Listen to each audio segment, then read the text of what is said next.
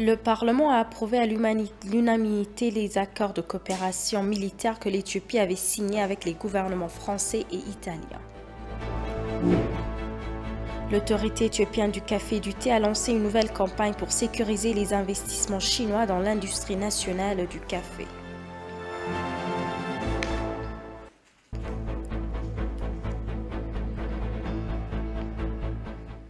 Bienvenue chers téléspectateurs, c'est Aline Teibaro avec le journal du 30 juin. La Chambre des représentants des peuples lors de sa 6e année, 16e session ordinaire a approuvé à l'unanimité les accords de coopération militaire que l'Éthiopie avait signés avec les gouvernements français et italiens. La Chambre a délibéré sur l'importance des accords sur la base des présentations détaillées présentées par le ministre d'État de la Défense Getachew Hailemariam et le ministre d'État des Affaires étrangères Burtukan Ayano. Le Parlement entend actuel de rapport d'audit 2019-2020 de plusieurs institutions publiques déposées par le Bureau du vérificateur général fédéral.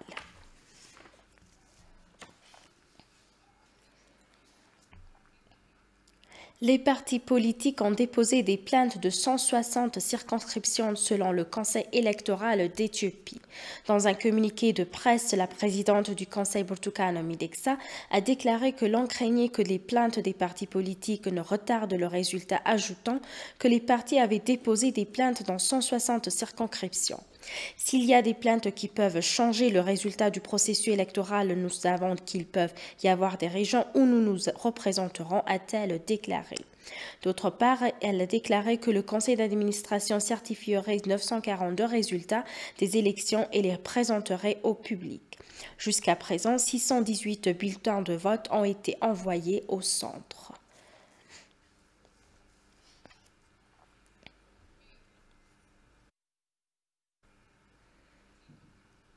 Une pierre angulaire a été posée pour construire le Centre d'excellence pour la formation technique et professionnelle de la région Afrique de l'Est à Addis Abeba.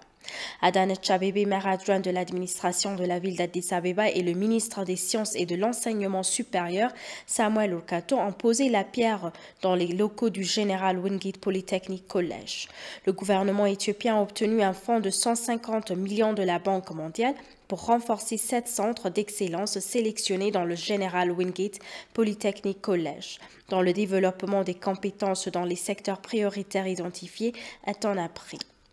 Le ministre des Sciences et de l'Enseignement supérieur Samuel Urkato a déclaré à l'occasion que le centre d'excellence du collège de 75 ans formera des citoyens éthiopiens et d'autres dans le pays voisin.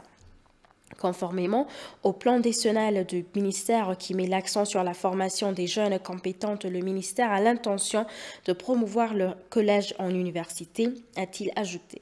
Adanet Abebe, maire adjoint de la ville d'Addis Abeba, a pour sa part félicité la Banque mondiale pour son soutien financier à la promotion d'excellence pour la formation technique et professionnelle sélectionnée dans le célèbre du General Wingate Polytechnic College.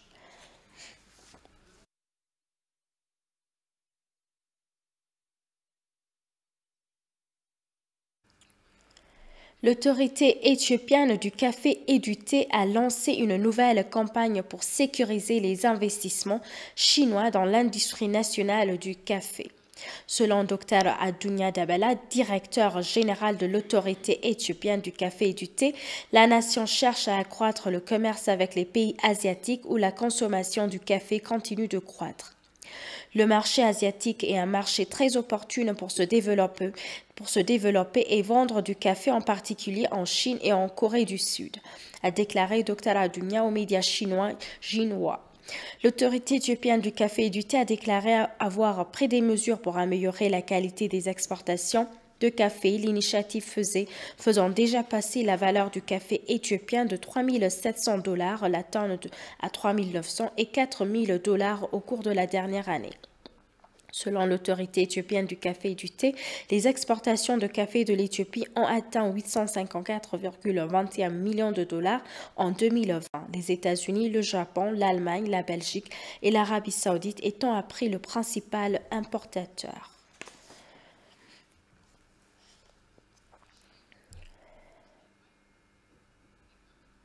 Le président de la Commission de l'Union africaine, Moussa Faki Mahamat, a déclaré que la déclaration du gouvernement éthiopien d'un cessez-le-feu dans l'État du Tigray est la bonne étape.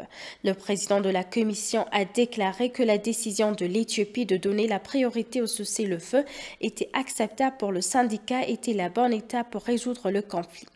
Il a appelé le gouvernement éthiopien à conclure un accord de cessez-le-feu global et inclusif pour assurer une paix durable dans la région du Tigray et créer un environnement propice à une paix durable.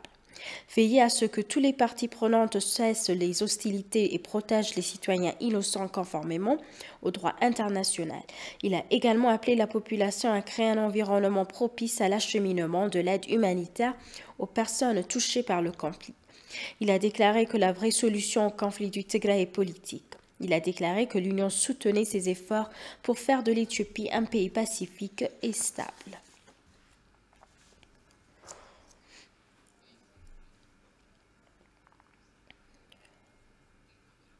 Et pour conclure le journal, par ailleurs, un communiqué du département d'État a déclaré que le gouvernement éthiopien avait pris un cessez-le-feu dans la région du Tigray.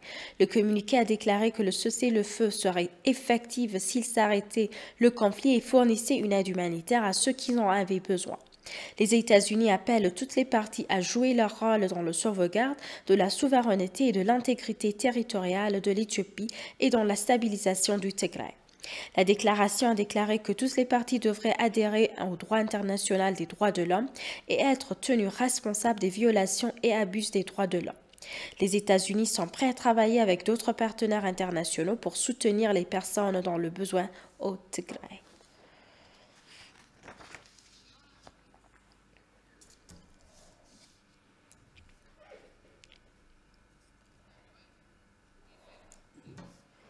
Chers téléspectateurs, nous vous rappelons les titres principaux. Le Parlement a approuvé à l'unanimité les accords de coopération militaire que l'Éthiopie avait signés avec les gouvernements français et italiens. L'autorité éthiopienne du café et du thé a lancé une nouvelle campagne pour sécuriser les investissements chinois dans l'industrie nationale du café. Merci, chers téléspectateurs. C'est la fin du journal. C'était Aline Taïbaro avec le journal. Restez avec nous avec le reste des programmes. Bonne journée.